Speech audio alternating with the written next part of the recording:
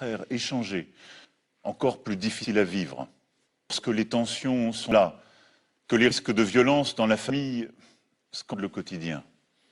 Et nous mesurons tous, dans cette période, la solitude et la tristesse de nos aînés.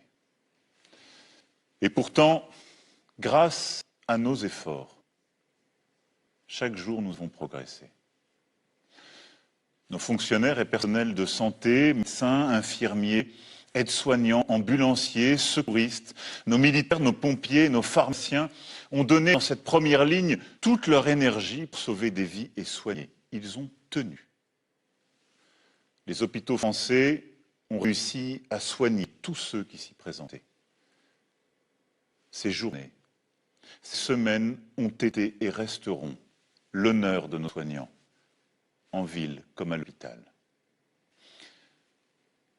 Dans la deuxième ligne, nos agriculteurs, nos enseignants, nos chauffeurs routiers, livreurs, électriciens, manutentionnaires, caissiers et caissières, nos éboueurs, personnels de sécurité et de nettoyage, nos fonctionnaires, journalistes, nos travailleurs sociaux, nos maires et nos élus locaux, et j'en oublie tellement, aidés par tant de Français qui se sont engagés, tous ont permis à la vie de continuer, au fond.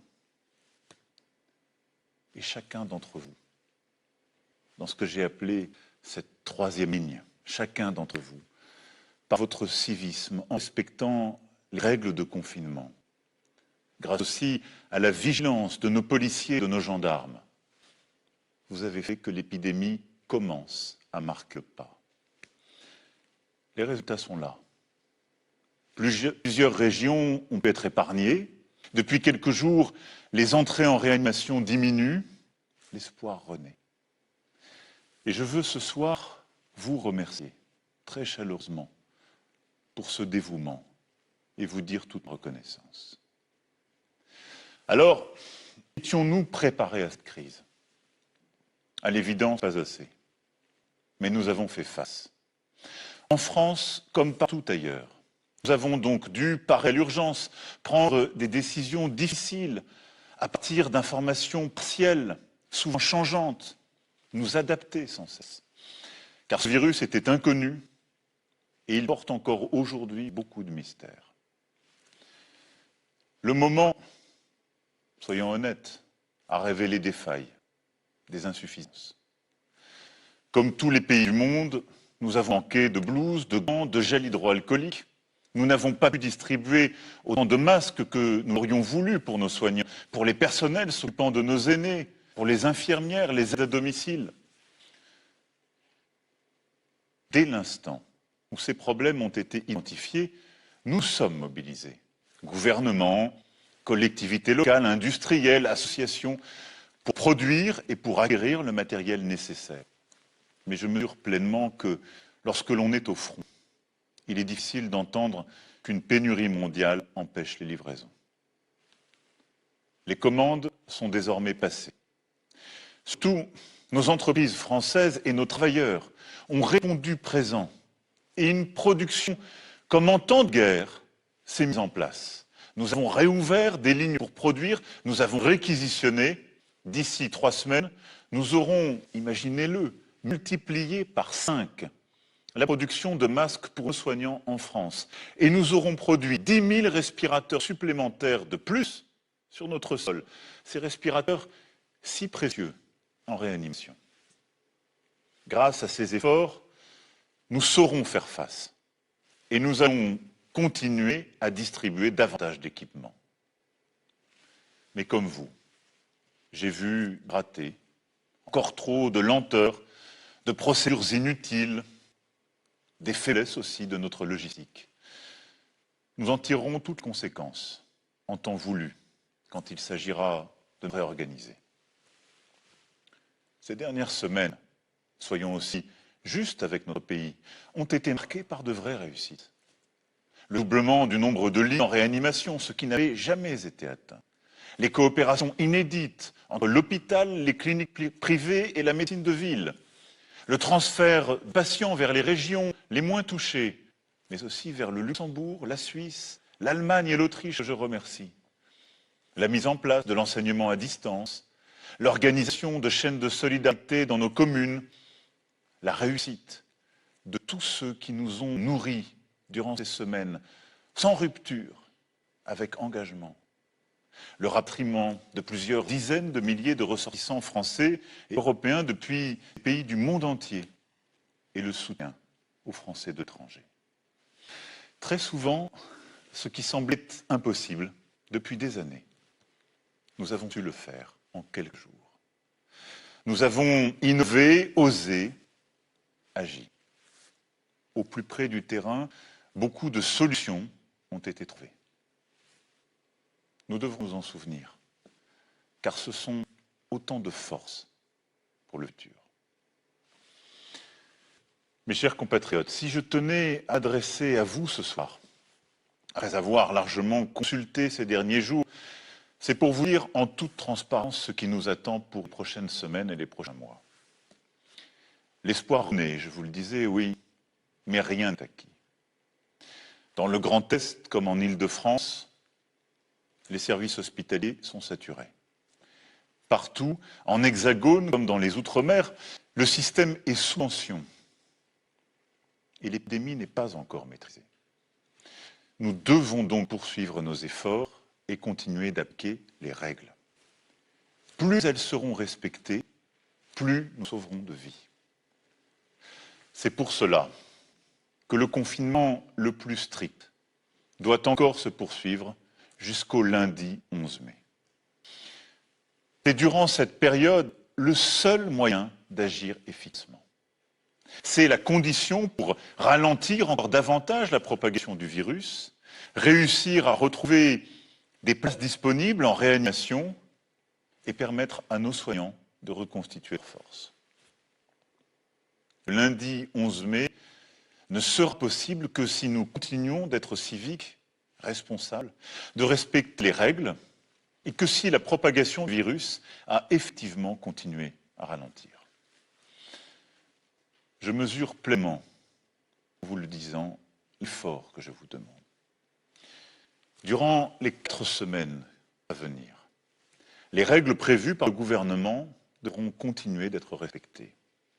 Elles sont en train de montrer leur efficacité et ne doivent être ni renforcées ni allégées, mais pleinement appliquées. Je demande à tous nos élus, je sais l'importance dans cette période, je demande à tous nos élus, comme la République le prévoit en cette matière, d'aider à ce que ces règles soient les mêmes partout sur notre sol. Des couvre-feux ont été décidés là où c'était utile, mais il ne faut pas rajouter des interdits dans la journée.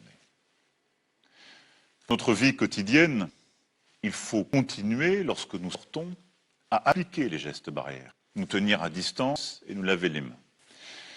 Je veux aussi vous rappeler que tous ceux qui ont une maladie chronique ou souffrent d'autres maladies doivent pouvoir continuer à consulter leur médecin. Car il n'y a pas que le virus qui tue. L'extrême solitude, le renoncement à d'autres soins peuvent être aussi dangereux. Je souhaite aussi que les hôpitaux et maisons de retraite puissent permettre d'organiser pour les plus proches, avec les bonnes protections, la visite aux malades en fin de vie, afin de pouvoir leur dire adieu. Dans cette phase de confinement, le pays continue à vivre, heureusement. Certaines activités sont interdites car incompatibles avec les règles sanitaires.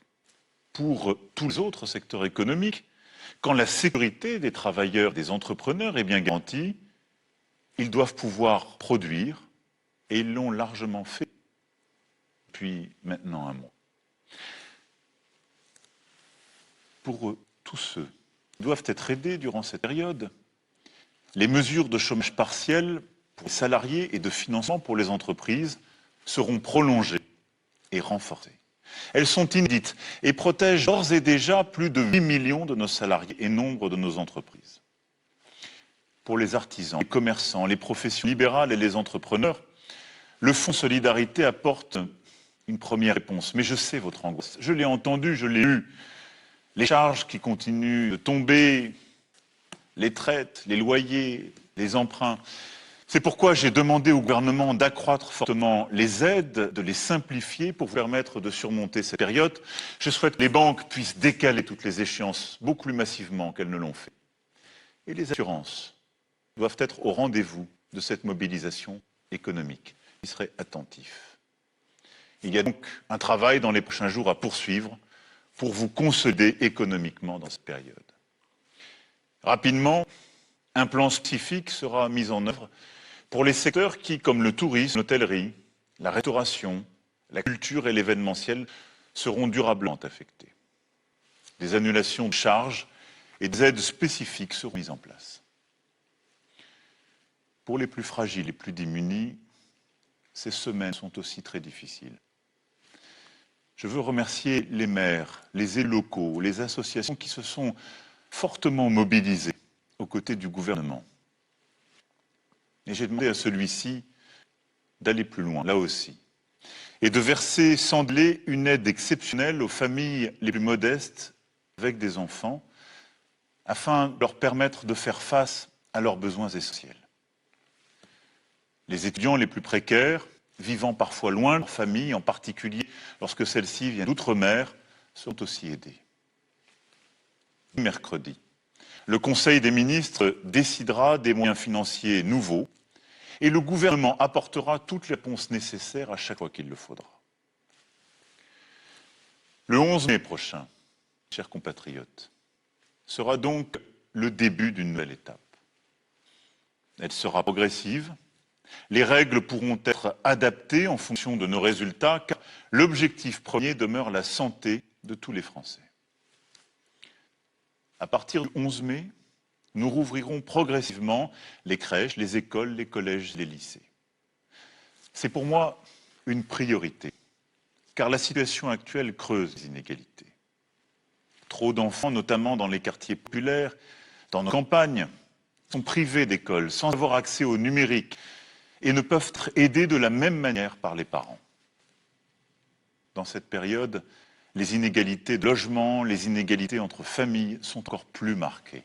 C'est pourquoi nos enfants doivent pouvoir retrouver le chemin des classes. Le gouvernement, la concertation, aura à aménager des règles particulières, organiser différemment le temps et l'espace, bien protéger nos enseignants et nos enfants avec le matériel nécessaire. Pour les étudiants de l'enseignement supérieur, les cours ne reprendront pas physiquement jusqu'à l'été. Le gouvernement précisera pour chacun la bonne organisation qui sera nécessaire, en particulier pour les examens et les concours. Le 11 mai, il s'agira aussi de permettre au plus grand nombre de retourner travailler, redémarrer notre industrie, nos commerces et nos services. Le gouvernement préparera sans délai ces réouvertures avec les partenaires sociaux pour que des règles soient établies afin de protéger les salariés au travail. C'est la priorité. Les lieux rassemblant du public, restaurants, cafés et hôtels, cinémas, théâtres, salles de spectacle et musées resteront en revanche fermés à ce stade. Les grands festivals et événements avec un public nombreux ne pourront se tenir au moins jusqu'à mi-juillet prochain. La situation sera collectivement évaluée à partir de mi-mai, chaque semaine, pour adapter les choses et vous donner de la visibilité. Pour leur protection, nous demanderons aux personnes les plus vulnérables, aux personnes âgées, en situation de handicap sévère, aux personnes atteintes de maladies chroniques, de rester, même après le 11 mai, confinées, tout au moins dans un premier temps. Je sais que c'est une contrainte forte. Je mesure ce que je vous demande. Et nous allons, d'ici le 11 mai, travailler à rendre ce temps plus supportable pour vous. Mais il faudra essayer de s'y tenir pour vous protéger, pour votre intérêt. Nous aurons, à partir du 11 mai, une organisation nouvelle pour réussir cette étape. L'utilisation la plus large possible des tests et la détection est une arme privilégiée pour sortir au bon moment du confinement. D'ici là, et dans les prochaines semaines, nous allons continuer d'augmenter le nombre de tests faits chaque jour. C'est ce qui, depuis 15 jours, est fait. Durant les semaines à venir, j'ai demandé que ces tests soit d'abord pratiquée sur nos aînés, nos soignants et les plus fragiles. Et que nous puissions continuer de mobiliser partout tous les moyens de faire des tests, c'est-à-dire tous les laboratoires publics et tous les laboratoires privés. Le 11 mai, nous serons en capacité de tester toute personne présentant des symptômes. Nous n'allons pas tester toutes les Françaises et tous les Français, ça n'aurait aucun sens. Mais toute personne ayant un symptôme doit pouvoir être testée. Les personnes ayant le virus pourront ainsi être mises en quarantaine, prises en charge et suivies par un médecin. Pour accompagner cette phase, plusieurs innovations font l'objet de travaux avec certains de nos partenaires européens, comme une application numérique dédiée qui, sur la base du volontariat et de l'anonymat, permettra de savoir si oui ou non l'on s'est trouvé en contact avec une personne contaminée. Vous en avez sûrement entendu parler. Le gouvernement aura à y travailler, il ne faut négliger aucune piste, aucune innovation. Mais je souhaite qu'avant le 11 mai, nos assemblées puissent en débattre et que les autorités compétentes puissent nous éclairer. Car cette épidémie ne saurait affaiblir notre démocratie ni mordre sur quelques libertés. Jusqu'à nouvel ordre, nos frontières avec les pays non européens resteront fermées. Nous déploierons ensuite tous les moyens nécessaires à la protection de la population. En complément des gestes barrières que vous connaissez bien et qu'il vous faudra continuer à appliquer, l'État, à partir du 11 mai, en lien avec les maires, devra permettre à chaque Français de se procurer un masque en public. Pour les professions les plus exposées et pour certaines situations, comme dans les transports en commun, son usage pourra devenir systématique. Ce sera possible grâce à nos importations et grâce à la formidable mobilisation d'entrepreneurs et de salariés partout sur le territoire pour produire massivement ce type de masque. Le gouvernement présentera d'ici 15 jours, sur la base de ces principes, le plan de l'après-11 mai et les détails d'organisation de notre vie quotidienne. Des points de rendez-vous réguliers se tiendront pour que nous puissions adapter les mesures prises et ensemble décider de manière régulière d'ajuster les choses. Alors, à quelle échéance dès lors peut-on espérer entrevoir la fin définitive de cette preuve? Quand pourrons-nous renouer avec la vie d'avant? Je sais vos questionnements, je les partage. Ils sont légitimes. J'aimerais tellement pouvoir tout vous dire et vous répondre sur chacune de ces questions, mais en toute franchise, en toute humilité, nous n'avons pas de réponse définitive à cela. Aujourd'hui, d'après les premières données, qui seront prochainement affinées par ce qu'on appelle les tests sérologiques, une très faible minorité de Français ont contracté le Covid-19. Ce qui veut dire que nous sommes loin de ce que les spécialistes appellent l'immunité collective, c'est-à-dire ce moment où le virus arrête de lui-même sa circulation parce que suffisamment d'entre nous l'avons eu. C'est pourquoi la première voie pour sortir de l'épidémie est celle des vaccins. Tout ce que le monde compte de talents, de chercheurs, y travaille. La France est reconnue en la matière et a d'excellentes ressources. Parce que c'est sans doute la solution la plus sûre, même s'il faudra plusieurs mois au moins pour la mettre en œuvre. Notre pays investira encore plus massivement dans la recherche. Et je porterai dans les prochains jours une initiative avec nombre de nos partenaires en votre nom pour accélérer les travaux en cours. La seconde voie, ce sont les traitements. Nous y travaillons depuis le premier jour. Il y a eu, je le sais, beaucoup de débats dans le pays. Toutes les options sont explorées. Et notre pays est celui qui a engagé le plus d'essais cliniques en Europe. J'ai tenu moi-même à comprendre chacune des options possibles, à m'assurer que tout était essayé dans les meilleurs délais et avec rigueur. Il ne s'agit pas de donner un traitement si on n'est pas sûr, mais de procéder à tous les essais cliniques pour que toutes les pistes soient poursuivies. Et croyez-le, nos médecins, nos chercheurs travaillent d'arrache-pied. Aucune piste n'est négligée. Aucune piste ne sera négligée. Je m'y engage. Voilà, ce soir, je partage avec vous ce que nous savons et ce que nous ne savons pas. Nous finirons par l'emporter, mais nous aurons plusieurs mois à vivre avec le virus. Avec humilité, il nous faut aujourd'hui décider et agir en tenant compte des incertitudes. Avec lucidité, oui, parce que regardez l'Asie.